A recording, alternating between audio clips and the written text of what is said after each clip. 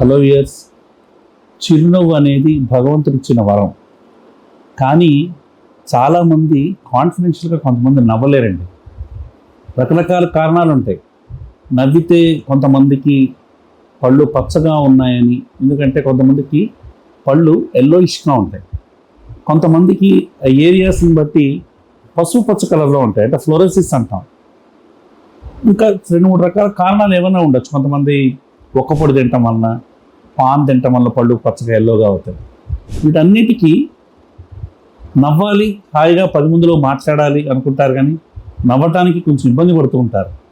ముఖ్యంగా ఇంటర్వ్యూలకు వెళ్ళినప్పుడు, నలుగురిలో ఉండి మాట్లాడాలనుకున్నప్పుడు, నవ్వాలనుకున్నప్పుడు వాళ్ళందరికీ simple procedure bleaching.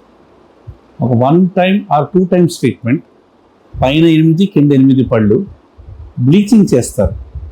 1 hour treatment, zoom bleaching. Dental హాస్పిటల్కి వెళ్తే కన్సల్ట్ స్పెషలిస్ట్ని మీరు కన్సల్ట్ చేయండి, బ్లీచింగ్ చేయించుకోండి.